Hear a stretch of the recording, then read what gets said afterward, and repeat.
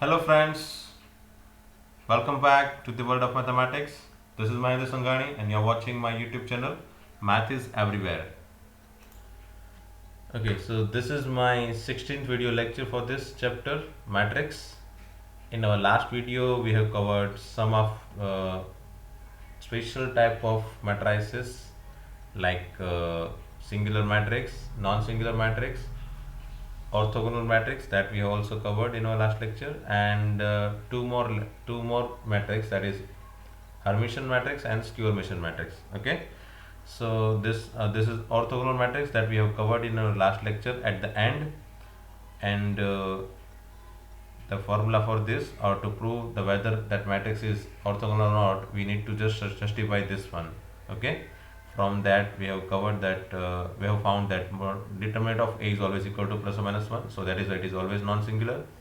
And to identify whether that matrix is orthogonal or not, we have seen that whether row or column, any row or any column, if you find, then it is always having one magnitude, unit magnitude. Okay, so that is what we have covered in the last lectures.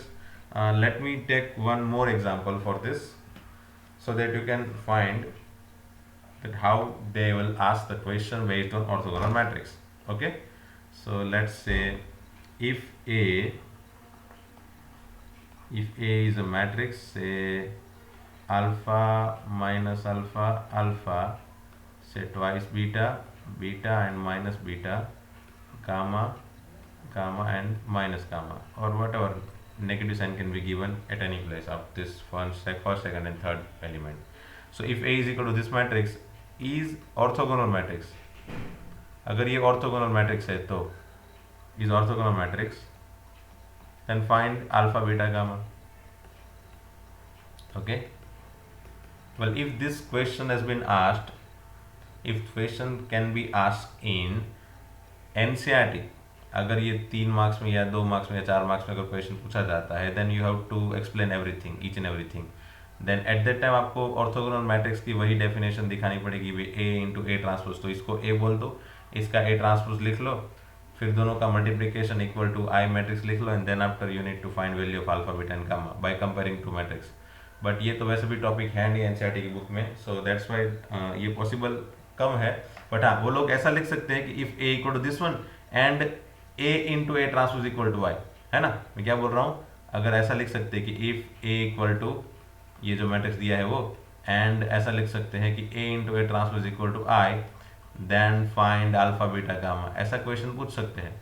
तो आपको यही करना पड़ेगा, आपके पास जो ए है उसमें ये मैट्रिक्स रख दो, ए ट्रांसपोज फाइंड करके वहाँ पे एक मैट्रिक्स रखो, ठीक है. वे दोनों का मल्टीप्लिकेशन करो, उसको कंपेयर कर लो जीरो आई से, है ना. That is I matrix is कौन सा, आइडेंटिटी मैट्रिक्स. तो इसका जो भी आंसर आएगा, इस ये दोनों के मल्टीप्लिकेशन का जो भी आंसर आएगा वो यहाँ पे बन जाएगा. And that we need to compare each and every element, उसको कंपेयर करके जो भी अल्फा बीटा एंड गामा के फॉर्म में जो इक्वेशन बनते हैं उसी इक्वेशन को सॉल्व करो एंड फाइंड करो आंसर, है ना. सो ये हो गई जनरल मेथड. बट हम यहाँ पे ये क्वेश्चन को जेडब्ल्यू की मेथड से सॉल्व करेंगे. अगर ये क्वेश्चन जेडब्ल्यू में पूछ लिया उन लोग ने, वैसे पूछा जाता है क्वेश्चन बार बार इस तरह के, तो किस तरह से सॉल्व करेंगे. तो मैंने क्या बताया था लास्ट में, ये हिंट बताई थी कि कोई भी रो या फिर कोई भी कॉलम को देखोगे then you will find always having magnitude 1, ठीक है. तो यहाँ पे समझ लो मैंने पहली कॉलम, दूसरी कॉलम, तीसरी कॉलम, तीन कॉलम को 1 मैग्नीट्यूड दे दिया, तो क्या होगा, से कॉलम 1 का मैग्नीट्यूड क्या होगा 1, ठीक है. तो 1 मैग्नीट्यूड है तो क्या होगा, ये अल्फा स्क्वायर, फिर minus alpha square, that is again alpha square, and this is alpha square. तो क्या हो गया, ये under root of 3 alpha square, उसका मैग्नीट्यूड क्या होगा 1, फिर दोनों साइड स्क्वायर कर लो, 3 alpha square equal to 1, alpha square equal to 1/3, hence alpha equal to क्या बन गया भाई, प्लस और माइनस 1/√3. सिंपल. सिमिलरली अल्फा की वैल्यू आ गई ना. सिमिलरली बीटा की वैल्यू के लिए क्या करो, सेकंड कॉलम को, सेकंड कॉलम का भी मैग्नीट्यूड क्या होगा 1, क्योंकि ऑर्थोगोनल मैट्रिक्स है. तो सेकंड कॉलम को ले लो और उसका मैग्नीट्यूड फाइंड कर लो, से 4 beta square plus beta square plus beta square, है ना. देखो ये 2 बीटा का square that is 4 beta square, फिर ये second element beta square, and third element is also minus beta का square that is beta square. So इसका भी मैग्नीट्यूड क्या होगा भाई 1। तो finally under root of 6 beta square equal to 1, hence 6 beta square equal to 1। So beta क्या होगा plus और माइनस 1 बाय रूट 6। सिमिलरली अगर आप कॉलम 3 को बनाओगे तो वहाँ पे क्या होगा, वहाँ पे भी कुछ ऐसा ही आएगा, देख लेना फिर। ओके, तो फिर यहाँ पे गामा की वैल्यू आएगी प्लस और माइनस 1 बाय रूट 3, जैसे अल्फा में है इसी तरह से। ठीक है, तो इस तरह से आप आराम से सॉल्व कर सकते हो क्वेश्चन को। ये अल्फा बीटा और गामा की वैल्यू हो गई, है ना। मैं भी क्वेश्चन ऐसा भी पूछ ले कि अल्फा बीटा गामा की वैल्यू फाइंड नहीं करनी है, ऐसा पूछ ले कि अगर if A equal to this matrix then find how many possible matrices are there, कितने पॉसिबल मैट्रिक्स हो सकते हैं। हाँ, तो क्वेश्चन कुछ ऐसा होगा, suppose if A equal to this matrix, वही मैंने ऊपर का वाला ही मैट्रिक्स ले लिया है, दूसरा भी ले सकते हैं बट यहाँ पे कैलकुलेशन का मुझे यूज़ करना है थोड़ा बहुत। तो अगर वही मैट्रिक्स है और वो ऑर्थोगोनल मैट्रिक्स ऐसा दे दिया है, then find how many possible matrices are there, इस तरह के कितने मैट्रिक्स पॉसिबल है ना। क्वेश्चन वैसे तो है इजी, बस थोड़ा बहुत ट्विस्ट किया है। तो कैसे सोच सकते हैं, वही हमने जो यहाँ पे प्रोसीजर लगाई थी वही लगा दो, एंड बेस्ड ऑन दैट हमने अल्फा बीटा और गामा की वैल्यू निकाल दी। चलो समझ लो कि अल्फा की वैल्यू आ गई plus minus 1 by root 3, beta की वैल्यू आ गई plus minus 1 by root 6, and gamma की वैल्यू आ गई प्लस माइनस 1 बाय रूट 3। ठीक है, वही अल्फा बीटा एंड गामा की वैल्यू आ गई। तो अब फाइनली अगर अल्फा बीटा एंड गामा की वैल्यू आ गई है तो कितने नंबर ऑफ मैट्रिसेस पॉसिबल होंगे। तो ये अल्फा की जगह मैं क्या क्या लिख सकता हूँ, या तो प्लस 1 बाय रूट 3 लिख सकता हूँ या तो माइनस 1 बाय रूट 3 लिख सकता हूँ। मतलब यहाँ पे दो अलग अलग ये पीएनसी वाले पैटर्न, मैंने मैट्रिक्स में एक आध क्वेश्चन आगे करवाया था कि पीएनसी की हेल्प से आप किस तरह से क्वेश्चन को सोच सकते हो। अगर किसी एलिमेंट के बारे में पता है कि इसकी कौन कौन सी वैल्यू पॉसिबल है, तो वैसे ही जैसे पीएनसी में हम करते थे बॉक्स बना के कि भाई ये बॉक्स में कितने पॉसिबल नंबर ऑफ आउटकम आ सकते हैं, 2, 5 या 0 या 2, तो हम उसके हिसाब से लिखते जाते थे। ठीक है, तो वही यहाँ पे हो गया कि चलो यहाँ पे अपना जो ये मैट्रिक्स है, तो मैट्रिक्स में हमारे पास 9 जगह पे है, 9 जगह पे कुछ ना कुछ लिखने हैं नंबर, बराबर। तो ये 9 बॉक्स बना दिए मैंने, और सभी बॉक्स में क्या क्या लिख सकता हूँ, तो पहले बॉक्स में या तो 1 बाई रूट 3 या तो माइनस 1 बाई रूट 3। ठीक है, अल्फा की वैल्यू है ना, या तो 1 बाई रूट 3 या तो माइनस 1 बाई रूट 3। फिर बीटा की वैल्यू तीसरे में, दूसरे में यहाँ पे भी अल्फा की वैल्यू 1 बाई रूट 3 या तो माइनस 1 बाई रूट 3, तो माइनस अल्फा की वैल्यू भी वही होगी ना, तो वहाँ पे भी 2 वैल्यू पॉसिबल है, यहाँ पे भी 2 वैल्यू पॉसिबल है। सिमिलरली ट्वाइस बीटा की भी 2 वैल्यू पॉसिबल होगी, बीटा की वैल्यू रखोगे 2 मल्टीप्लाई करोगे तो again either plus 2 by root 6 और माइनस 2 बाई रूट 6, है ना। तो again 2 2 2 2 2 and 2। So how many numbers of matrices are possible, तो टोटल नंबर ऑफ मैट्रिक्स कितने हो गए 2⁹ विच इज 5 1 2, है ना। तो ये पीएनसी को साथ में लेके क्वेश्चन क्रिएट किया उन लोग ने, मैट्रिक्स के अंदर पीएनसी का यूज कर लिया। ठीक है, तो इस तरह से क्वेश्चन को सोच सकते हैं और हम आराम से आंसर बना सकते हैं। ओके, चलो फिर आगे बढ़ते हैं। आइडिपोटेंट मैट्रिक्स, ये अगेन नया topic. A square matrix A is called an idempotent matrix. Idempotent matrix, M silent है, ठीक है। idempotent matrix if कोई भी स्क्वायर मैट्रिक्स, idempotent मैट्रिक्स कब होगा, जब वो खुद का स्क्वायर वो खुद हो जाए। मतलब अगर कोई मैट्रिक्स का स्क्वायर करोगे और खुद ही आ जाता है तो उसको हम idempotent मैट्रिक्स बोलते हैं। ठीक है, चलो सबसे पहली प्रॉपर्टी इसमें लिखते हैं। समझ लो मुझे एक क्यूब की वैल्यू फाइंड करनी है, अगर A idempotent है तो एक क्यूब क्या आएगा, तो एक क्यूब की जगह मैं ऐसा लिख सकता हूँ ना, ए स्क्वायर इंटू ए लिख सकता हूँ। फिर ए स्क्वायर की जगह क्या लिख सकता हूँ, तो ए स्क्वायर की जगह ए लिख सकता हूँ। क्यों, क्योंकि अगर ए आइडिपोटेंट है तो ए स्क्वायर इक्वल टू ए, तो मैंने ए स्क्वायर की जगह ए लिख दिया और बाजू में क्या है इंटू ए। ठीक है, वापस ये दोनों मिलके हो गया ए स्क्वायर। अगेन ए स्क्वायर की जगह क्या लिख सकता हूँ ए, तो क्या मिल गया मुझे एक क्यूब का आंसर, एक क्यूब का आंसर भी ए हो गया। अगर ए रेस टू 4 का आंसर बनाऊंगा तो क्या होगा A square into A square. चलो ए स्क्वायर की जगह क्या हो जाएगा ए, क्योंकि ए आइडिपोटेंट है, दूसरा ए स्क्वायर भी ए हो जाएगा, वापस इसका multiplication A square, again A square का answer A. So you can see A raise to 4 भी ए हो गया। तो हमने एक पॉइंट क्या बनाया यहाँ पे, अगर if A is idempotent matrix then A raise to k equal to A, है ना। अगर ए आइडिपोटेंट है तो A cube equal to A आता है, A raise to 4 equal to A आता है, ultimately A raise to k equal to क्या हो जाएगा, ए। ठीक है, तो ये हो गया first point. Then second point बनाते हैं। चलो सेकंड पॉइंट में क्या लिखेंगे, अगर समझ लो कोई मैट्रिक्स है वो आइडिपोटेंट है तो एस पर इक्वल टू ए लिख सकते हैं, हाँ लिख सकते हैं। चलो दोनों साइड मोड मतलब डिटर्मिनेंट ले लेते हैं। ओके, डिटर्मिनेंट लेने पे मैंने ऐसा लिख दिया। चलो पहले मैं डिटर्मिनेंट दोनों साइड डायरेक्ट ले देता हूँ ऐसे। ठीक है, दोनों साइड मैंने डिटर्मिनेंट दे दिया। फिर ये तो हमको पता है डिटर्मिनेंट की प्रॉपर्टी, ये पावर आगे ऊपर चला जाता है डिटर्मिनेंट के भी बाहर।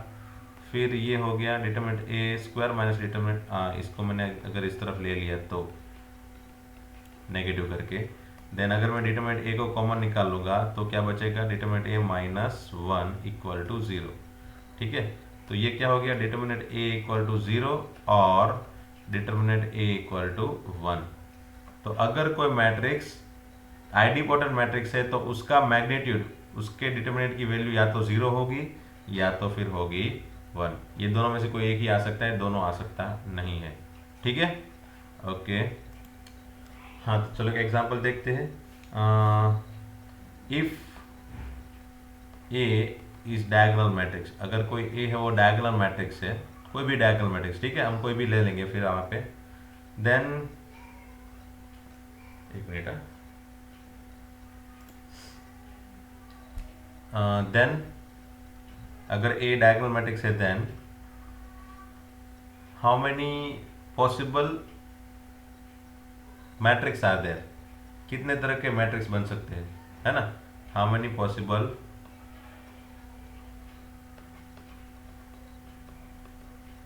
Matrix are there which are idempotent. ठीक है, आइडिपोटेंट भी होने चाहिए। अगर आइडिपोटेंट है तो अगर इस तरह के मैट्रिक्स जो डायगोनल भी है और आइडिपोटेंट है तो इस तरह के कितने मैट्रिक्स पॉसिबल है। चलो सोचते हैं इसके बारे में क्या करें।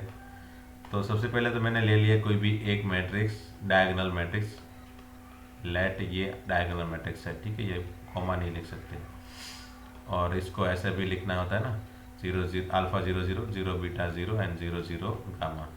ठीक है, अगर ये आइडिपोटेंट मैट्रिक्स है तो ए स्क्वायर इक्वल टू क्या होगा, ए। ठीक है, तो अल्फा 0 0 0 बीटा 0 0 0 गामा, उसका स्क्वायर मतलब अल्फा इंटू अल्फा, है ना। और मैंने बीच में कहीं पे ऐसी प्रॉपर्टी लिखवाई थी, याद हो तो, दो डायगोनल मैट्रिक्स है तो उसका स्क्वायर करेंगे तो डायगोनल का ही स्क्वायर हो जाता है। अगले वाले वीडियो से अगर सब बराबर से याद है तो आप तुरंत इसका आंसर बना सकते हो। इसका मल्टीप्लिकेशन क्या होगा भाई, first row first column, first row second column ऐसे करने ना जाए तो तुरंत ही डायगोनल वाले मैट्रिक्स को, डायगोनल वाली एलिमेंट को ही मल्टीप्लाई कर लो तो क्या हो जाएगा, कॉरस्पॉन्डिंग एलिमेंट में alpha square 0 0 0 beta square 0 and 0 0 gamma square, that is equal to alpha 0 0 0 beta 0 and 0 0 gamma. ठीक है, अगर मैं इसको कंपेयर कर लूँ सामने तो ये क्या हो जाएगा, पहले alpha square equal to alpha and beta square equal to beta and gamma square equal to gamma. चलो तो अल्फा बीटा गामा की वैल्यू क्या क्या हो गई भाई, तो अल्फा की वैल्यू हो गई, तो चलो मैंने अल्फा अगर इस तरफ ले लिया तो alpha into alpha minus 1 equal to 0, तो अल्फा इक्वल टू 0 और 1, बीटा इक्वल टू भी 0 और 1 and gamma is also equal to 0 और 1। तो मैंने क्या क्वेश्चन पूछा है, how many possible matrices are there which are idempotent. तो इस तरह के कितने आइडिपोटेंट मैट्रिक्स पॉसिबल है। ओके, तो कितने पॉसिबल होंगे, तो बस वही मैंने अगर वापस वही वहाँ से स्टार्ट किया, ए इक्वल टू ये अल्फा 0 0 0 बीटा 0 एंड 0 0 गामा, ये मैट्रिक्स है। यहाँ पे alpha and beta and gamma की वैल्यू क्या क्या पॉसिबल हुई, तो दो अल्फा की वैल्यू 2 पॉसिबल हुई, या तो 0 या तो 1, बाकी ये तो फिक्स है। यहाँ पे भी 2 पॉसिबल हुई, ये तो फिक्स है, और यहाँ पे भी 2 वैल्यू पॉसिबल हुई, है ना। फिक्स मतलब ये सभी जगह पे एक एक वैल्यू पॉसिबल हुई कि वो तो फिक्स है। फिक्स 1, कौन सा 1 कि 0 वैल्यू आएगा तो एक ही एलिमेंट आएगा, है ना, वहां पे पॉसिबल आउटकम एक होगा। ये सभी जगह पे पॉसिबल आउटकम कितने होंगे, 1, है ना। और ये तीनों जगह पे पॉसिबल आउटकम या तो 0 या तो 1, मतलब 2 आ गए। तो टोटल नंबर ऑफ मैट्रिसेस कितने होंगे, 2 इंटू 1 इंटू 1 इंटू 2 इंटू 2, ऐसा सबका मल्टीप्लिकेशन करेंगे। 2 इंटू 1 इंटू 1 इंटू 2 इंटू 1, ऐसा करते करते 2 बार 2 आएगा ना इसमें, तो 2 3, सॉरी 3 बार 2 आएगा ना, 2 3 इक्वल टू 8। तो टोटल 8 तरह के मैट्राइसिस पॉसिबल होंगे, है ना। अगर कोई बंदा बोलेगा सर वो 8 कौन कौन से हो गए, तो मैं चलो बना दूँ, 1 0 0 ऐसा बन जाएगा ना, हो सकता है। हाँ, ये आगे आगे डायगोनल लिखना है अभी, डायगोनल ऑफ, एक minute, A equal to diagonal of 1 0 0, फिर सिमिलरली डायगोनल ऑफ 0 1 0, फिर 0 0 1, ये तो होगा ही, फिर 1 1 0, फिर 1 0 1, फिर 0 1 1। ओके, ये 6 हो गए। और क्या होगा, तीनों के तीनों 0 एंड तीनों के तीनों 1, हो गए ना 8। ये क्या लिखा है पता चला ना भाई, डायगोनल मैट्रिक्स है। मतलब ये डायगोनल मैट्रिक्स मतलब क्या हुआ कि ये जगह पे अल्फा बीटा एंड गामा की पोजीशन यहाँ पे लिखी है, यहाँ पे 1, ये 0 और ये 0, है ना। यहाँ ये दूसरा मैट्रिक्स है, उसमें 0 1 0, मतलब यहाँ पे 0, ये 1 और 0, बाकी सभी कुछ तो 0 ही है, ठीक है। ऊपर के ट्रायंगल में और नीचे के ट्रायंगल में तो 0 ही है, सिर्फ डायगोनल वाले एलिमेंट में ही चेंज होता रहता है अल्फा बीटा और गामा की पोजीशन में, और वो पोजीशन मैंने यहाँ पे लिख ली। इतनी पॉसिबल होगी टोटल 8, मतलब ये 8 तरह की पॉसिबल आउटकम हो गई, जिसमें या तो मैं 1 लिख सकता हूँ या तो 0 लिख सकता हूँ, अल्फा एंड बीटा की एंड गामा की जगह पे, या 0 या तो 1, है ना। तीनों की तीनों 0 आ जाए ऐसा एक केस है, लिखा। तीनों की तीनों 1 आ जाए ऐसा एक केस है, वो भी मैंने लिख लिया। फिर एक आध 0 हो जाए बाकी दो 1 होगा, या फिर एक 1 होगा बाकी दोनों 0, ये सभी पॉसिबल तरह के आउटकम मैंने यहाँ पे लिख दिए। मे भी और एक ट्विस्ट हो जाए वहाँ पे, सपोज ऐसा बोल दे कि भाई मुझे एक मैट्रिक्स ऐसा दिखाओ जो मैट्रिक्स सिंगुलर हो, ठीक है, सिंगुलर मैट्रिक्स हो, तो सॉरी नॉन सिंगुलर हो, है ना, नॉन सिंगुलर। तो यहाँ पे नॉन सिंगुलर मैट्रिक्स सिर्फ ये वाला होगा, है ना। अगर मैं ए इक्वल टू ये वाला मैट्रिक्स बनाऊंगा ना, 0 1 0 एंड 0 0 1, तो इसका डिटर्मिनेंट आएगा 1, तो ये हो जाएगा नॉन सिंगुलर, है ना। तो कितने सिंगुलर हुए, नॉन सिंगुलर एक ही मैट्रिक्स हुआ, कितने सिंगुलर हुए, तो बाकी के 7 सिंगुलर मैट्रिक्स हो गए। मतलब ये सभी मैट्रिक्स का अगर मैं डिटर्मिनेंट फाइंड करने जाऊंगा ना, तो definitely I will find 0 answer. तो 0 आंसर है अगर, तो उसका नाम क्या है, सिंगुलर मैट्रिक्स। अगर डिटर्मिनेंट की वैल्यू 0 है तो उसको क्या नाम देते हैं, सिंगुलर। तो ऐसा पूछ ले अगर वो लोग क्वेश्चन में कि if A is diagonal matrix then find how many possible singular matrix are there which are idempotent, है ना। तो 3 कंडीशन लगानी होगी उनको, डायगोनल भी चेक करना है, आइडिपोटेंट भी चेक करना है, और आइडिपोटेंट होने के बाद उसमें सिंगुलर आए उसी तरह के फाइंड करने हैं, तो वो कितने आएंगे। सो क्वेश्चन में ट्विस्ट हो सकता है, जितना सोचो उतना कम है, ठीक है। आगे बढ़ते हैं, चलो थियरी में। अगर एक एग्जांपल और लेना है तो चलो ले लेता हूँ, तो सिंपल सा ही लेता हूँ, छोटा सा। If A is idempotent matrix, ठीक है, अगर ए आइडिपोटेंट मैट्रिक्स है, देन आई माइनस ए वो कौन सा मैट्रिक्स होगा, तो वो भी आइडिपोटेंट ही होगा। देखते हैं कैसे। किसी भी मैट्रिक्स को आइडिपोटेंट है या नहीं उसको चेक करने के लिए क्या करते हैं, उसका स्क्वायर ले लेते हैं। अगर उसके स्क्वायर की वैल्यू खुद आ जाए तो वो आइडिपोटेंट होगा, या फिर ऐसा बोल देंगे कि वो आइडिपोटेंट है तो उसके स्क्वायर की वैल्यू खुद आ जाएगी। जैसे यहाँ पे ए आइडिपोटेंट है, तो मुझे पहले से ये तो लिख के रख देना है कि भाई अगर मैं ए स्क्वायर कहीं पे देखूँ तो उसकी जगह मैं ए लिख सकता हूँ, ठीक है। और मुझे आई माइनस ए की वैल्यू फाइंड करनी है कि ये आइडिपोटेंट है या नहीं, तो उसको चेक करने के लिए मैंने उसका स्क्वायर किया। अब ये आई माइनस ए का स्क्वायर क्या होगा, आई square minus 2ia plus A square. I square की जगह आई लिख सकता हूँ, हाँ। फिर आई ए की जगह मैं ए लिख सकता हूँ, हाँ, क्योंकि बताया ना आई को किसी भी मैट्रिक्स से मल्टीप्लाई करो वो खुद मैट्रिक्स आंसर आएगा। और ए स्क्वायर की जगह क्या लिखना है, वापस ए। तो ये क्या हो गया, देखो आई माइनस टू ए प्लस ए, आई माइनस ए। सो आप देख सकते हो आई माइनस ए, उसका स्क्वायर वही खुद आ गया, इसीलिए आई माइनस ए क्या बन गया, वो आइडिपोटेंट मैट्रिक्स। ठीक है, तो ये हो गया इस तरह के क्वेश्चन में पॉसिबल वे कि कैसे कैलकुलेशन का फॉर्मेट है। ठीक है, आगे बढ़ते हैं। तो इन्वोल्यूटरी मैट्रिक्स में क्या है, अगर ए कोई स्क्वायर मैट्रिक्स है और वो इन्वोल्यूटरी मैट्रिक्स कब बोला जाएगा, जब उसके स्क्वायर की वैल्यू आई हो जाए, आई है ना, किसी भी मैट्रिक्स का स्क्वायर अगर आई है तो वो क्या हो जाएगा, इन्वोल्यूटरी मैट्रिक्स। आई एन लिख सकते हैं ना, एन क्या होता है, एन होता है ऑर्डर, आई एन मतलब एन बाई एन ऑर्डर का। तो यहाँ पे आई एन याद रखने के लिए इसमें इन्वोल्यूटरी में आगे क्या आता है, आई एन, तो वो याद रख लेना कि भाई इन्वोल्यूटरी में क्या होगा, तो ए स्क्वायर की वैल्यू क्या हो जाएगी, आई एन मतलब आई, सिर्फ याद रखने के लिए। हाँ भाई, क्योंकि कंफ्यूजन होता है कभी कभी, बहुत सारे मैट्रिक्स पढ़ने के बाद यही कंफ्यूजन वही होता है कि भाई आइडिपोटेंट में ए स्क्वायर इक्वल टू क्या है और इन्वोल्यूटरी में क्या है। तो एक बार इन्वोल्यूटरी का याद रहेगा कि इन्वोल्यूटरी में आई एन आता है आई स्क्वायर की जगह पे, ए स्क्वायर की वैल्यू, तो फिर आइडिपोटेंट में क्या आ जाएगा, ए स्क्वायर की वैल्यू ए आ जाएगी। यही दोनों में कंफ्यूजन होता है भाई, इन्वोल्यूटरी एंड आइडिपोटेंट, इसी दोनों में कंफ्यूजन होता है। इसलिए मैंने आपको उसका मेथड दिखा दिया कि आइडिपोटेंट में स्क्वायर की वैल्यू ए हो गई। अगर इसको याद नहीं रख पाते हो तो कोई बात नहीं, इसको याद रख लो कि इन्वोल्यूटरी में ए स्क्वायर की वैल्यू क्या हो गई, आई एन। ठीक है, चलो तो ये याद रहेगा। फिर उसकी प्रॉपर्टी बनाते हैं एक आध दो। चलो मैं दोनों साइड स्क्वायर ले लेता हूँ। ठीक है, चलो ले लेता हूँ, इसका स्क्वायर मैंने बाहर रख दिया और आई का में डिटरमिनेंट की वैल्यू तो हमेशा 1 आएगी। सो डिटरमिनेंट ए की वैल्यू क्या हो गई, प्लस और माइनस 1। मतलब ये क्या हो गया कि इन्वोल्यूटरी मैट्रिक्स हमेशा ही नॉन सिंगुलर रहेगा, क्योंकि कभी भी जीरो आंसर आएगा नहीं। ये पहली चीज़ हो गई। अगर वो नॉन सिंगुलर है तो हमेशा ही ए इनवर्स एग्जिस्ट होगा। ये थोड़ी चीज़ हमको बतानी वैसे भी बाकी है।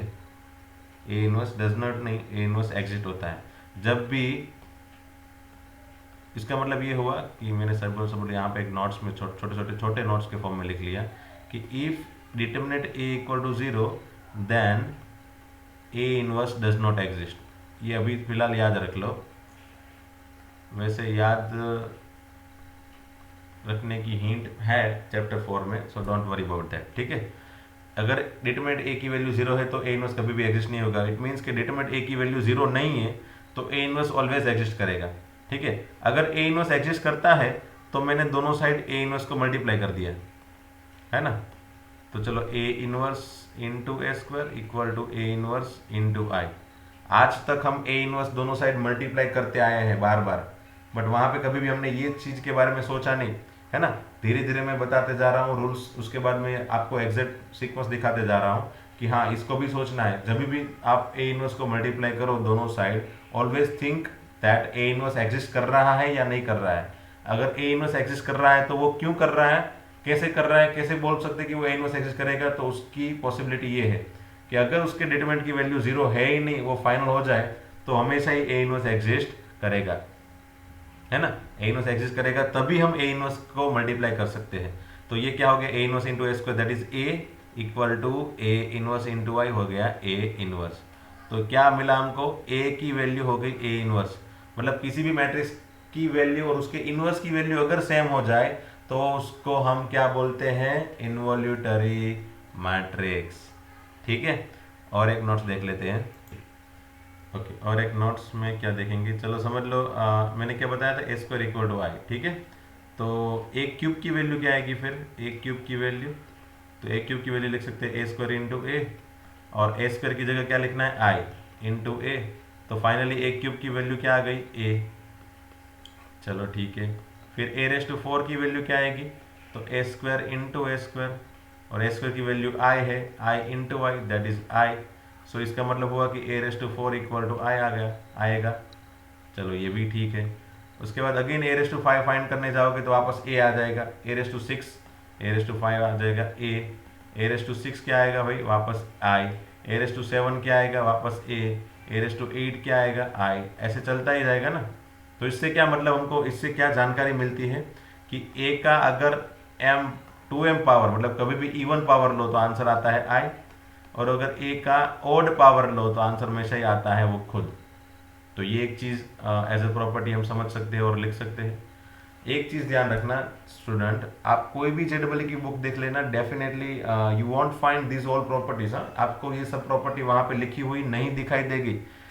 बराबर से इस प्रॉपर्टी को लिख लेना अपनी फेयर बुक में। अगर जेडबल की बुक बराबर से बना रहे हो आप व्यवस्थित, मतलब एज इट इज जो भी मैं यहाँ पे लिख पा रहा हूँ बराबर परफेक्टली एग्जाम्पल वाइज लिख रहे हो, तो इसको बराबर से याद रख लेना, इसको बराबर से लिखना, क्योंकि ये सब कुछ आपको सभी बुक में नहीं मिलेगा। जेडबल एडवांस लेवल तक की बुक में भी बहुत कम जगह पे ये सब चीज़ें को डिटेल्ड में दिया है। बस उन लोग ने तो इतना ही लिख दिया है A square equal to I, then उसको आई इन्वोल्यूटरी मैट्रिक्स बोलते हैं, फिर उसका एक आध एग्जाम्पल दे दिया, बस खत्म। तो इस तरह की प्रॉपर्टी अगर पता है तो हम डिटेल वाले क्वेश्चन कर सकते हैं। ऐसे छोटे छोटे डिटेल वाले क्वेश्चन हम सॉल्व अभी कर पाएंगे जब हमको ये अंदर की प्रॉपर्टी का एक्सप्लेनेशन पता हो, है ना। ठीक है, चलो एक एग्जाम्पल देखते हैं। ओके, अगर a की value a b c and minus A is involutory matrix है, देन यहाँ पे एक कंडीशन फाइंड करनी है, और ऑप्शन में वहाँ पे जेडबल में दिया होगा 4 ऑप्शन। ठीक है, उसमें से एक ऑप्शन आपके आंसर में बनेगा। मैं ऑप्शन अभी फिलहाल नहीं दे रहा हूँ। तो अगर ये इन्वोल्यूटरी मैट्रिक्स है तो हमको सबसे पहले क्या सोचना पड़ेगा भाई, कि भाई इन्वोल्यूटरी मैट्रिक्स है तो फिर डिटर्मिनेंट की डिटर्मिनेंट नहीं, ए स्क्वायर की वैल्यू क्या हो जाएगी a। ठीक है ना, ए स्क्वायर की वैल्यू क्या हो जाएगी i। ओके, तो ए स्क्वायर क्या हो गया यहाँ पे A B C and minus A, उसका अगेन ए इंटू ए वही बनेगा ना स्क्वायर, ये हो गया ए स्क्वायर, और इसका आंसर क्या हो गया आई। ठीक है, इन्वोल्यूटरी है ना इसलिए आई। तो ये इसका मल्टीप्लिकेशन क्या होगा A square plus B C, फिर A B minus A B 0, A C minus A C B 0, and यहाँ पे हो गया B C plus A square is equal to वही सिमिलर 1 0 0 1। तो आपको कंडीशन देखने मिल गई, देखो A square plus B C equal to 1, 0 equal to 0, 0 equal to 0, and again A square plus B C equal to 1। तो फाइनली कंडीशन क्या बन गई भाई, A square plus B C equal to 1। तो इस तरह के 4 ऑप्शन दिया होंगे, उसमें से ये वाला एक ऑप्शन होगा, है ना। वैसे क्वेश्चन तो है सिंपल, बट आपको ये मेन रूल अगर पता ही नहीं है तो आप आगे नहीं बढ़ सकते। ठीक है, तो ये मेन रूल सबके याद रखते जाने हैं। ठीक है, आगे बढ़ते हैं, चलो। Okay, nilpotent matrix. तो नीलपोर्टन मैट्रिक्स क्या है बच्चों, अगर किसी मैट्रिक्स अगेन स्क्वायर मैट्रिक्स है, अगर कोई भी स्क्वायर मैट्रिक्स का मैं पावर ले लूँ, समझ लो मैंने पावर ले लिया ए रेस टू एम, बराबर, वो 0 आ गया, मतलब मैंने कोई मैट्रिक्स का स्क्वायर किया, फिर क्यूब किया, फिर 4 पावर किया, बराबर। फिर कोई एक पावर पे कोई एक आध ऐसा पावर आएगा लिस्ट पावर, जिसकी वजह से उसका आंसर क्या आ जाता है 0 मैट्रिक्स, तो वो मैट्रिक्स नीलपोर्टन मैट्रिक्स है ना। किसी एक पावर लेने पे अगर उसका, किसी एक लिस्ट पावर लेने पे अगर उसका आंसर 0 मैट्रिक्स आ जाता है तो वो मैट्रिक्स को हम नीलपोर्टन मैट्रिक्स बोलते हैं, और वही लिस्ट पावर को हम क्या बोलते हैं, इंडेक्स, है ना, उसको क्या बोलते हैं, इंडेक्स। तो मैं यहाँ पे लिखता हूँ least value of m for which a raised to m equal to 0 is called index, है ना। यहाँ पे m की वैल्यू क्या होनी चाहिए, सबसे कम, मतलब अगर मैंने समझ लो a है, उसका स्क्वायर किया वो 0 नहीं आया, क्यूब किया उसको 0 भी नहीं, वो भी उसकी वैल्यू भी 0 नहीं आई, a raised to 4 0 आ गया, तो उसका मतलब ये हुआ कि कम से कम m की कौन सी वैल्यू लेनी पड़ी हमको 4, क्योंकि आगे a raised to 5 का आंसर तो डेफिनेटली 0 ही आएगा। क्यों, क्योंकि a raised to 4 into a होता है, और a raised to 4 क्या होता है 0 मैट्रिक्स, तो 0 मैट्रिक्स का किसी भी मैट्रिक्स के साथ मल्टीप्लिकेशन 0 ही आएगा ना। तो a raised to 5, a raised to 6, a raised to 7, a raised to 8, उससे आगे सभी मैट्रिक्स तो 0 मैट्रिक्स ही आएंगे। मतलब ऐसी m की वैल्यू, ऐसी m की लिस्ट वैल्यू जिसकी वजह से वो मैट्रिक्स का आंसर 0 मैट्रिक्स आ गया, ठीक है ना, तो उसी को हम बोलते हैं इंडेक्स। ठीक है, तो ये जो होता है इसको आगे अगर समझ लो इसको सेंटेंस के फॉर्म में बराबर से लिखना है तो क्या लिख सकते हैं, इसी को बोलते हैं index, such that a square a cube up to a raise to m minus 1 should not be 0, है ना। A raise to M zero होना चाहिए, उससे कम पावर वाले, मतलब A raise to M minus one A, उससे कम वाला, उससे कम वाला, A raise to cube, A raise to square A, ये सभी कम पावर वाले मैट्रिक्स का आंसर जीरो नहीं आना चाहिए, है ना। तो सबसे पहला पावर कि जिसकी वजह से उसका आंसर जीरो आ गया, जीरो मैट्रिक्स आ गया, उसी को हम निलपोटेंट मैट्रिक्स का इंडेक्स बोलेंगे, और उसी तरह के सभी मैट्रिक्स को हम क्या बोलेंगे, निलपोटेंट मैट्रिक्स। ठीक है, ये हो गई पहली प्रॉपर्टी, पहली नोट्स। फिर अगर किसी भी मैट्रिक्स का आंसर, अगर कोई भी मैट्रिक्स निलपोटेंट मैट्रिक्स है, तो दोनों साइड डिटर्मिनेंट लेने पे क्या हो जाता है भाई बच्चों, तो ये पावर को मैं आगे ऊपर रख दूँ तो जीरो मैट्रिक्स का डिटर्मिनेंट जीरो आता है, इसका मतलब हो गया कि डिटर्मिनेंट ए की वैल्यू हमेशा क्या आएगी, जीरो।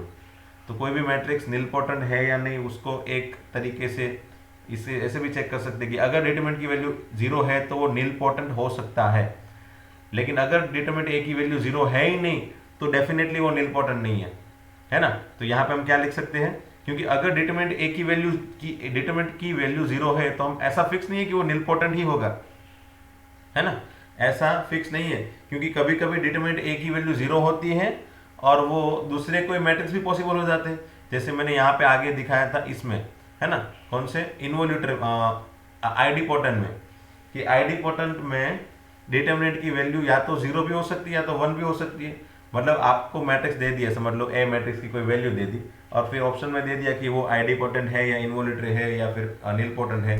तो अगर आपने उसका पहले सबसे पहले आपने डिटरमिनेंट की वैल्यू फाइंड की और उसका आंसर अगर जीरो आ गया तो तुरंत ऐसा मत बोल देना कि ये तो निलपोटेंट ही होगा, क्योंकि ऐसा भी हो सकता है कि डिटरमिनेंट की वैल्यू जीरो है तो वो आइडिपोटेंट भी हो सकता है ना, क्योंकि डिटरमिनेंट ए की वैल्यू तो आइडिपोटेंट में भी है।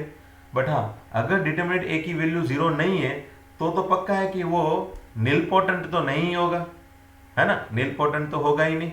सो ऐसी नोट हम लिख सकते हैं कि if determinant A not equal to zero then that matrix can not B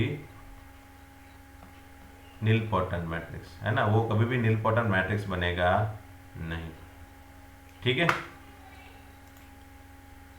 हाँ, तो चलो इसको इसी को चीज़ को समझने के लिए मैं एग्जांपल लेता हूँ, चलो छोटा सा as an example, find whether, चलो ए लेता हूँ कोई मैट्रिक्स से 1 2 3, फिर 1 माइनस 1 2 एंड 3 3 9।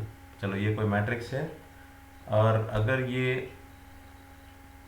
इज निलपोटेंट और नॉट, चलो ऐसा ही पूछ लिया, सिर्फ ये निलपोटेंट है या नहीं है, सिर्फ ऐसा ही क्वेश्चन। तो चलो इसको ये आगे वाली नोट समझने के लिए वाला क्वेश्चन बनाया मैंने, ऐसे समझ सकते हैं। तो कैसे बोल सकते हैं, तो सबसे पहले मैंने इसकी डिटरमिनेंट की वैल्यू फाइंड कर ली, क्या आई, तो 1 into minus 9 3 to the 6 minus 2 into 9 minus 6 plus 3 into 3 plus 3, तो इसका आंसर आ गया माइनस 15, फिर माइनस 3 टू द 6 प्लस 18, तो ये हो गया माइनस 15 माइनस 6 माइनस 21 माइनस 3। तो ये डिटरमिनेंट की वैल्यू जीरो नहीं है, तो अगर वो जीरो नहीं है तो फाइनली ये निलपोटेंट तो है ही नहीं, है ना, क्योंकि निलपोटेंट में तो हमेशा क्या होगा, डिटरमिनेंट की वैल्यू जीरो ही आएगी। तो पता चला भी पक्का कि कोई भी मैट्रिक्स का डिटरमिनेंट अगर जीरो नहीं है तो वो निलपोटेंट मैट्रिक्स नहीं है। ठीक है, आगे बढ़ते हैं। ओके, अब period matrix is A will be called matrix periodic matrix if, periodic matrix की definition, a matrix A will be called a periodic matrix if, मतलब कोई भी मैट्रिक्स अगर पीरियडिक है तो कब होगा वो, तो जब भी समझ लो ये ए रेस टू के प्लस वन इक्वल टू ए होता है, तब ये कंडीशन हो गई, इसको याद रखनी है।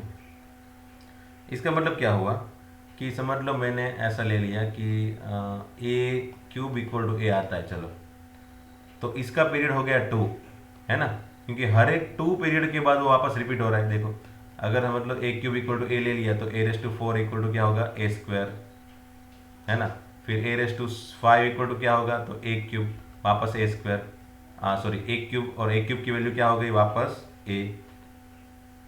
ठीक है, again A raise to 6 equal to क्या होगा, A raise to 6 equal to A raise to 4 into A square, और ए रेस टू 4 की वैल्यू क्या हो गई, A raise to 2, so A raise to 2 into A raise to 2 that is A raise to 4। तो ए raise to 6 की value A raise to 4 हो गई और उसकी वैल्यू ए स्क्वायर है। ठीक है, तो दो पीरियड में आगे बढ़ रहा है ना, दो दो पीरियड में आगे बढ़ रहे हैं। तो मतलब में होता क्या है यहाँ पे, मतलब में होता क्या है कि यहाँ पे पीरियड क्या होता है हमेशा ही, तो ये दोनों का सब्ट्रैक्शन, मतलब यहाँ पे पीरियड क्या होगा k+1 और 1 का सब्ट्रैक्शन है ना। हर एक 2 पीरियड के बाद ये चालू होता है, मतलब यहाँ पे हर एक 2 पीरियड के बाद वही रिपीटेशन हो रहा है। तो इसका मतलब यह हो गया कि ये पीरियड यहाँ पे क्या हो गया k, और k should be always minimum, है ना। k should be always minimum, क्योंकि अगर मैंने वही आगे वाला एग्जांपल ले लिया होता, suppose a² equal to a, तो a⁴ is also equal to a²। वैसे मैंने अगर इस तरह से बोल दिया कि इस दोनों का सब्ट्रैक्शन हमेशा ही पीरियड होगा, तो कभी भी दिक्कत नहीं होगी।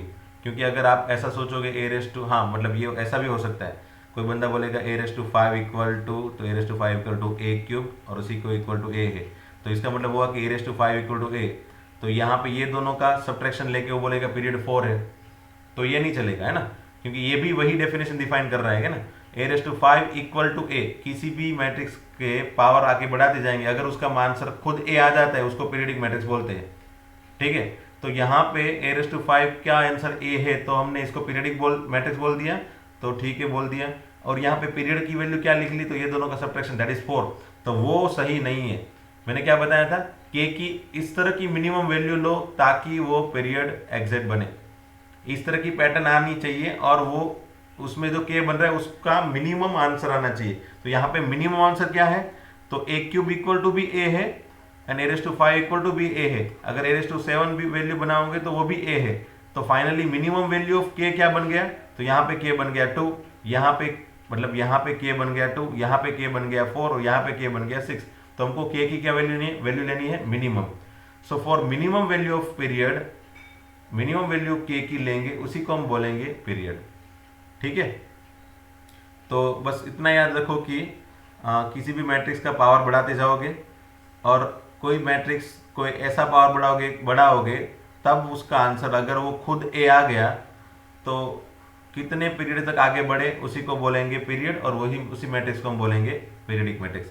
मतलब अगर इफ समझ लो a कोई मैट्रिक्स है, बराबर, मैंने a² फाइंड किया, उसका आंसर a नहीं आ रहा है, चलो ठीक है। a³ फाइंड किया, उसका भी आंसर a नहीं आ रहा है, चलो ठीक है। फिर a⁴ फाइंड किया, उसका आंसर a आ गया, तो उसका मतलब क्या हुआ कि आपको यहाँ पे 3 पीरियड आगे बढ़ना पड़ा।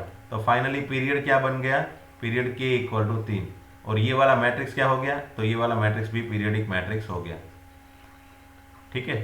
तो ये प्रोसीजर है पीरियडिक मैट्रिक्स आइडेंटिफाई करने की या फिर पीरियड आइडेंटिफाई करने की। आपको स्क्वायर क्यूब ऐसे आगे बढ़ते जाना है जब तक आपका आंसर a खुद ना आ जाए, ठीक है। चलो तो इसमें आगे बढ़ते हैं, एक छोटी सी नोट और, कि कोई बोलेगा सर ये आईडी पोटेंट मैट्रिक्स जो है, उसमें भी आपने बोला था कि अगर मैट्रिक्स आईडी पोटेंट है तो उसमें भी क्या होता है, तो उसमें a² इक्वल टू a आता है ना। तो सर ये भी पीरियडिक मैट्रिक्स है क्या, तो मैं बोलूंगा हाँ, इसको भी पीरियडिक मैट्रिक्स बोल सकते हो। इसमें पीरियड क्या होगा, इसमें पीरियड क्या होगा, बोलो बच्चों, k इक्वल टू 1। तो idempotent matrix is always periodic matrix having period k is equal to 1, ठीक है। अब कोई बोलेगा sir nilpotent matrix, sorry zero matrix भी पीरियडिक मैट्रिक्स है क्या, तो मैं बोलूंगा हाँ, जीरो का भी स्क्वायर करोगे तो जीरो ही आएगा ना। तो जीरो का अगर मैंने से 1/2 पावर किया तो भी जीरो आएगा क्या, तो फिर हाँ, इसमें तो क्या है, पॉसिबल है सब कुछ, क्योंकि जीरो मैट्रिक्स है। तो जीरो मैट्रिक्स यहाँ पे हम क्या लिख सकते हैं, जीरो का कुछ भी पावर लो जीरो ही आता है। तो zero matrix is always periodic matrix, but zero matrix is always, ये सब नोट्स के फॉर्म में लिखते जाना बच्चों, पीरियडिक मैट्रिक्स, बट क्या है, बट उसका पीरियड है ना उसको हम अनडिफाइंड रखेंगे। पीरियड जो है वो हमारे पास उसकी वैल्यू पॉसिबल नहीं है, क्योंकि एग्जैक्टली हमको पता नहीं है कि ये k क्या बनना चाहिए, जीरो मैट्रिक्स में कितना पावर बढ़ाएंगे ताकि आंसर जीरो आ जाए, तो वो पता नहीं है। बस इतना पता है कि जीरो का कुछ भी पावर लो जीरो ही आ जाता है, तो वो पीरियडिक मैट्रिक्स हो गया। बट पावर कितना बढ़ाए ताकि वो पीरियड चेंज होता है वो पता नहीं चल रहा है, इसलिए उसको अनडिफाइंड रख दिया हमने। जीरो मैट्रिक्स का पीरियड अनडिफाइंड है बट वो पीरियडिक मैट्रिक्स है, ठीक है। तो ये इतनी थियरी बस थी आपके लिए, ये जो स्पेशल टाइप ऑफ मैट्रिक्स थे उसमें से इतनी थियरी हम निकाल सकते हैं। ओके ओके, चलो एक आध कॉमन एग्जांपल मैं ले लेता हूँ। समझ लो जिसमें आपको चेक करना है, ठीक है। If A is equal to से 1/3, फिर 2 -1 2 1 2 2 एंड से -2 2 एंड 1, ठीक है, ऐसा कुछ है। कोई भी अगर एक से ज़्यादा भी माइनस देना है तो भी कोई बात नहीं। हाँ, अगर ऐसा इस तरह का कोई मैट्रिक्स है देन ए इज व्हाट, कौन कौन सा मैट्रिक्स है। तो क्वेश्चन में भी इस तरह से पूछ सकते हैं कि भी ये क्या है, ऑर्थोगोनल है या फिर नीलपोटेंट है या फिर आइडीपोटेंट है, ठीक है, या फिर इनवोल्यूटरी है। यही चारों हमेशा ही नाम में आएंगे एक साथ में, जब भी आएंगे ना तब। तो प्रोसीजर क्या रहेगी, आपको कैसे चेक करना है। तो सबसे पहले आप ऑर्थोगोनल की कंडीशन चेक कर लो, क्योंकि ऑर्थोगोनल सबसे इजी है चेक करना, है ना। मैंने बताया था ऑर्थोगोनल आइडेंटिफाई करना इजी है, क्योंकि ऑर्थोगोनल में या तो कॉलम या तो रो ही देखनी होती है। सभी रो या कॉलम का अगर मैग्नीट्यूड 1 होता है तो वो हमेशा ही ऑर्थोगोनल होता है। अगर उस तरह का नहीं आ रहा है तो फिर हम क्या बोलेंगे, तब क्या बनाएंगे, तो ये फिर उसके बाद हम सोचेंगे डिटरमिनेंट की वैल्यू। अगर समझ लो उसके बाद हमने डिटरमिनेंट की वैल्यू फाइंड की और डिटरमिनेंट की वैल्यू समझ लो आ गई कुछ 0, तो 0 मैट्रिक्स है अगर, तो फिर ये उसमें आयन, ये इनवोल्यूटरी नहीं आएगा, क्योंकि डिटरमिनेंट ए की वैल्यू इसमें सिर्फ 1 आती है इनवोल्यूटरी में। तो उसमें या तो आइडीपोटेंट आएगा या तो फिर नीलपोटेंट आएगा, ठीक है। तो अब जाके आपको स्क्वायरिंग करना है। उसका स्क्वायर अगर वो खुद आ जाता है तो वो आइडीपोटेंट है, अगर वो खुद नहीं आता है तो फिर वो नीलपोटेंट की तरफ आगे बढ़ रहा है। फिर एक क्यूब करना, a⁴ करना पड़ेगा, तब कहीं पे आगे जाके वो 0 मैट्रिक्स बन सकता है। क्योंकि नीलपोटेंट में क्या है, पावर बढ़ाते जा रहे हो, कोई एक पावर पे उसका आंसर 0 मैट्रिक्स आ जाता है। तो ये हो गई प्रोसीजर। सबसे पहले क्या देखना है, ऑर्थोगोनल, ताकि हमको तुरंत पता चल जाए आइडेंटिफाई कैसे करना है, क्योंकि टाइम से कम लेना है हमको। वो नहीं आ रहा है तो फिर आपको डिटरमिनेंट की वैल्यू फाइंड करनी है। अगर 0 आए तो नीलपोटेंट या फिर आइडीपोटेंट, अगर 1 आए तो इनवोल्यूटरी या फिर आइडीपोटेंट, अगर 0 या फिर 1 दोनों में से कोई भी नहीं आए तो ये तीनों में से एक भी नहीं होगा, ठीक है। तो वो ऑर्थोगोनल हो सकता है, बट अगर ऑर्थोगोनल भी नहीं आ रहा है तो मे बी यहाँ पे कुछ ऑप्शन ऐसा भी दिया होगा नन ऑफ दिस, है ना, ऐसा कुछ नन ऑफ दिस वाला ऑप्शन भी दिया होगा, ठीक है। तो अगर ये ऑर्थोगोनल नहीं है और डिटरमिनेंट की वैल्यू 0 या फिर 1 नहीं है तो मे बी वो नन ऑफ दिस वाले भी कोई ऑप्शन हो सकते हैं, अगर ऑर्थोगोनल नहीं है तो, ठीक है, वरना ऑर्थोगोनल ही आंसर बन जाएगा। तो चलो इसको चेक करने के लिए सबसे पहले मैं ऑर्थोगोनल का वाला ही चेक कर लेता हूँ। तो ऑर्थोगोनल में कैसे चेक करना है, तो सबसे पहले मैट्रिक्स एक खुद बनाना पड़ेगा ना। तो अंदर 3 डिवाइड कर दो सभी जगह पे, तो ये हो गया डिवाइड सभी जगह पे 2/3 2/3 2/3 2/3 -1/3, ओके। अब मैं कोई भी रो उठा लूँ, चलो पहली रो उठा ली और उसका मैंने डिटरमिनेंट फाइंड किया, तो क्या हो गया, सॉरी मैग्नीट्यूड फाइंड क्या हो गया, 4/9 + 1/9 + 4/9। ओ ये तो 1 आ गया। तो अगर सेकंड वाली उठाऊंगा तो 1/9 + 4/9 + 4/9 अगेन, यू सी 1/9 एक बार और 2 बार 4/9 आता है, तब आंसर हमेशा ही क्या आएगा, 1, है ना।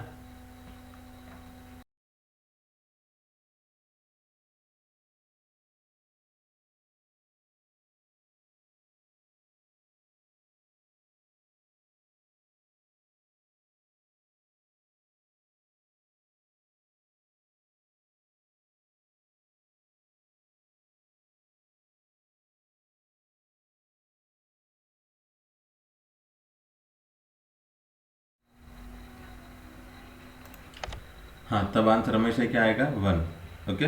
तो सेकंड रो में भी 1 आंसर आ रहा है। थर्ड रो में भी आप देख सकते हो 4/9 + 4/9 + 1/9, 2 बार 4/9 है और एक बार 1/9 है, आंसर 1। फिर कॉलम में भी अगर देखोगे, फर्स्ट कॉलम 4/9 + 1/9 + 4/9 1, 1/9 + 4/9 + 4/9 1, 4/9 + 4/9 + 1/9 1। तो सभी रो और सभी कॉलम के आंसर मैग्नीट्यूड के 1 आ रहे हैं, मतलब हमको आगे चेक करने की जरूरत ही नहीं है, ऑर्थोगोनल मैट्रिक्स ही हमारा आंसर बन जाएगा, ठीक है। तो चलो बस आज के लिए मैं इतना ही रखता हूँ।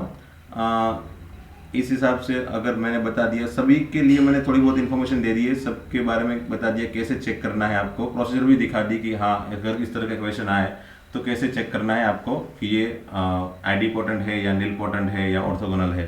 ठीक है, तो ऐसा क्वेश्चन अगर आए तो घबराना नहीं है। उसके साथ ही हमारा लगभग जेडबलई का ऑलमोस्ट पोर्शन खत्म हो गया, क्योंकि जो ट्रांसफॉर्मेशन वाली थियरी थी वो तो एनसीईआरटी में आ गई है ना, रो इक्लोन वाली। एंड एक इनवर्स एंड एडजॉइंट का जो टॉपिक बाकी है वो डिटर्मिनेंट चैप्टर में हम कवर करेंगे, क्योंकि एनसीईआरटी की बुक में डिटर्मिनेंट चैप्टर में है। ठीक है, बाकी सब टॉपिक तो ऑलमोस्ट कवर हो गया। और रैंक ऑफ मैट्रिक्स एक टॉपिक है जिसका इतना इंपॉर्टेंट है नहीं, तो उसको हम अभी फिलहाल तो रहने देंगे। ठीक है, तो इसके साथ ही हमारा ये चैप्टर खत्म हुआ ऐसा समझ सकते हैं। ओके, चलो थैंक यू दोस्तों, फिर मिलते हैं अगेन नेक्स्ट लेक्चर में नए चैप्टर के साथ। ओके।